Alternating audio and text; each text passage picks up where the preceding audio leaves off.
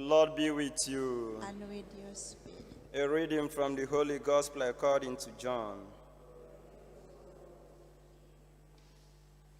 Jesus went off to the other side of the Sea of Galilee, or of Tiberias, and a large crowd followed him, impressed by the signs he gave by curing the sick.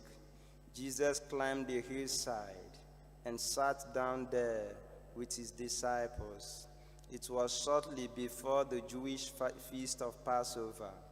Looking up, Jesus saw the crowds approaching and said to Philip, "Where can we buy some bread for these people to eat?"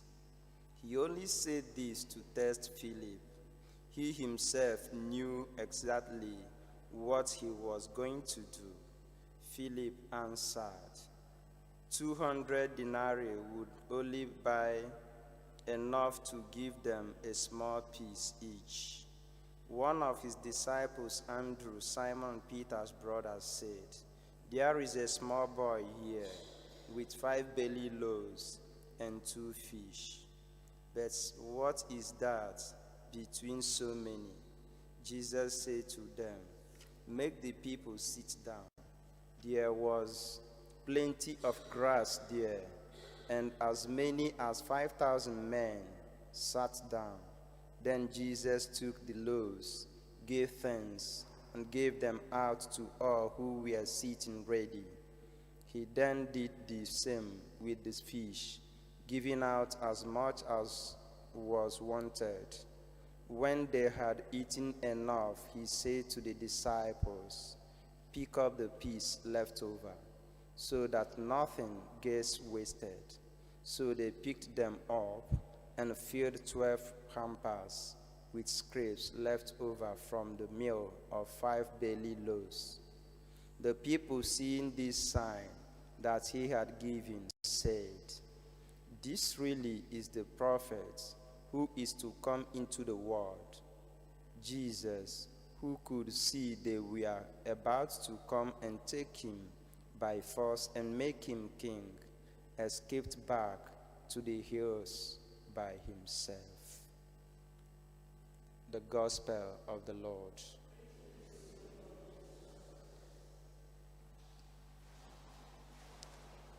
There is this Latin adage that says, "Mens sano in corpore sano," meaning a healthy mind in a healthy body maketh a man.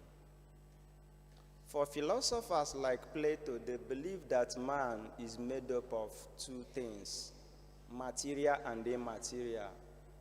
For Christians and religious, spiritual and physical, body and soul.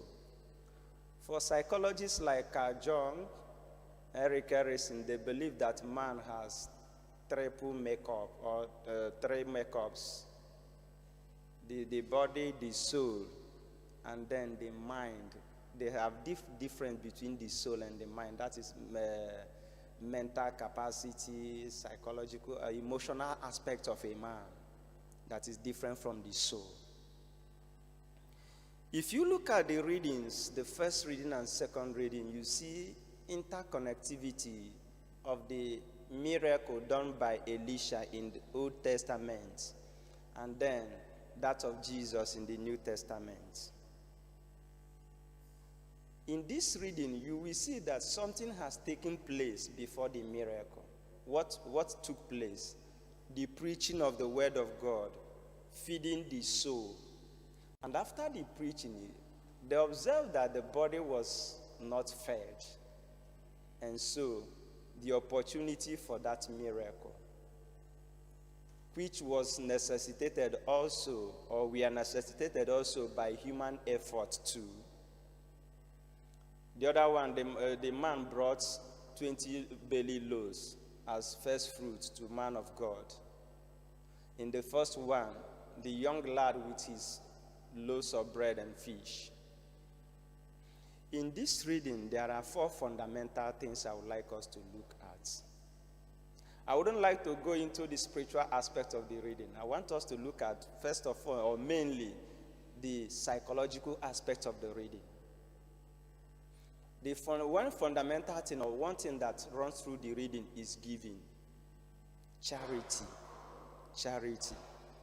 First of all, one gave, and Elisha prayed and multiplied that everyone there were able to feed.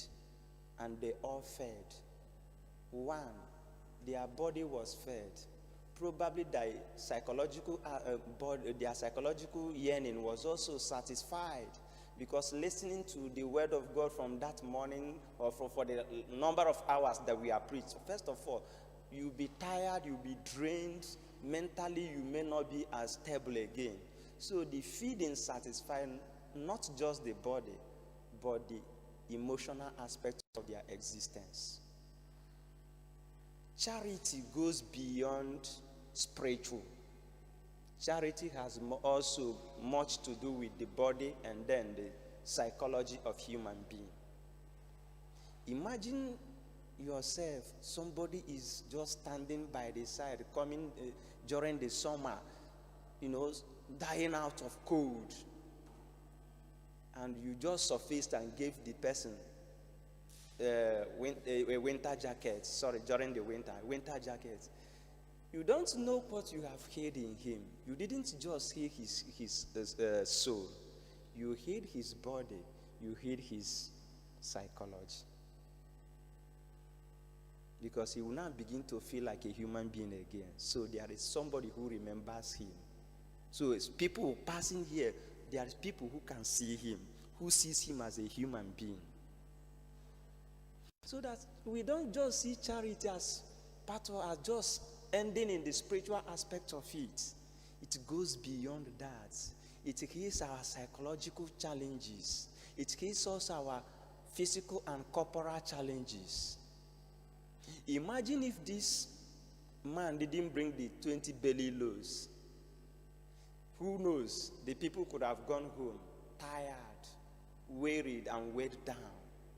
Imagine if the young lad didn't come with his loaves of bread. Christ could have thought of alternative. And who knows how the alternative could have gone. Charity is, and this reading is an invitation for us to know that charity goes beyond just the spiritual. It has also other healing ability. I tell you a story. 1 year after my ordination, I was given a parish to manage, and when I went to the parish, it was like war. Because it was a new parish, there was no parish house, nothing. I was to live in somebody's house. Unfortunately, the house was uncompleted building. When I drove into the compound, they showed me the house. I was like, wow, is this how we are going to do the ministry work? I was asking myself, did Bishop really survey this place or check this place before posting me? A whole lot of things were going up in my mind, and they were like, Father, bring your luggages. I told them, no problems, don't worry. I went inside my car and was contemplating on what the journey gonna be. After a while, sitting on the car, and the parishioners also, they were disturbed. What is wrong with this young boy? He doesn't want to bring out. Doesn't he like us? I mean, is he not happy he's here? A whole lot of things were going on in my mind. I told myself, bro, you accepted to do this work. Please, come on, carry on. I came out. They dusted the place. I don't want to tell the stories, the other side of the story. And we began, and thanks to God, people were donating. A lot of people were supporting to build a parish house. I was not interested in the rich people who were donating. I was interested in the poor people who were donating. And because most of them, I took time to go around, visit some of them in their homes, I observed one woman, very wretched. If there is any term that is less than wretchedness, I would have used it for her. Very, very wretched. Yet, any moment we call for donation, this woman will come up. Each moment I sight her coming from her seat to come and make donation, I will feel like, can't this woman just tell herself truth and go back? If I reject this offering, how will she feel? And this was what was going on in my mind every moment. One day we got opportunity to see the governor of the state. And when we went, in appreciation of our visit, he gave all of us, about 5 of us that visited him, 200 bags of 20 kg rice. So as soon as he gave us that rice, my mind went straight away to the woman. So when we came back, I loaded about 5-6 bags into my car, drove into her house in the evening. When I got into the house, she was just sitting outside the house with her 2 babies.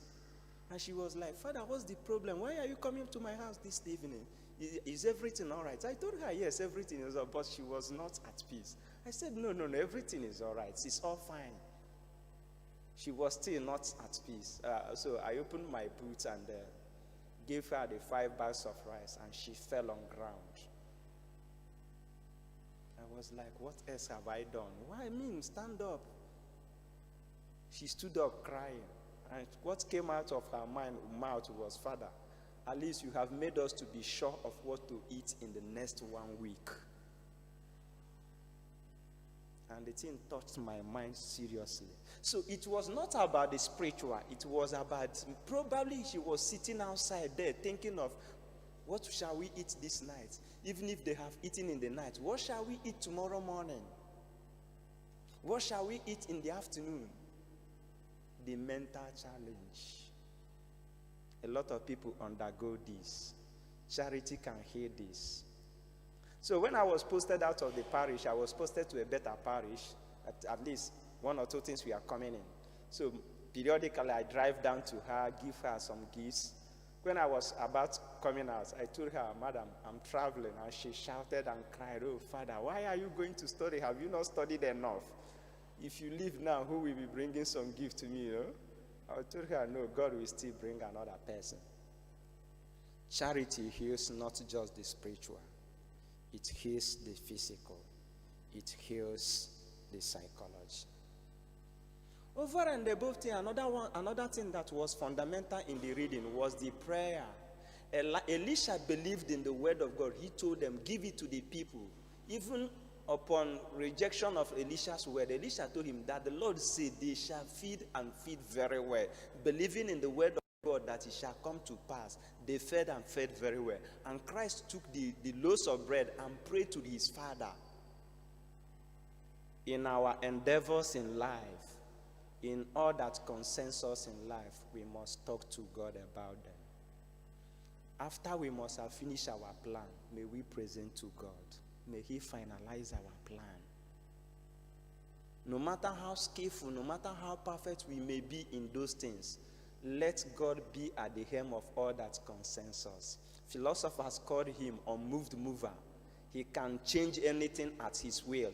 He can even change the unchangeable. He can move the unmovable because he's an unmoved mover. Over and above this, another thing that was fundamental was the orderliness. Everyone, the Bible said that all who we are ready, we are given the loaves. You see the orderliness. In the presence of God, everyone has got to respect himself. Everyone has got to know that the person in whose house we are is not the normal person we see every moment. We've got to have ourselves in a better decorum. Summarily, may we learn today the need to give, the need to donate. We are not giving because we have too much. We are giving because we desire to give. We are giving because we know this person we are giving this thing we are better off than him. Again, when you are giving, don't think appreciation, reciprocation of that you've given will come. I could imagine also that the people who ate those loaves of bread, many of them may have, after eating, just stood up and left and went home without asking who brought this, how did it come about? You may do charity to people and they may not even say thank you. It should not be a problem.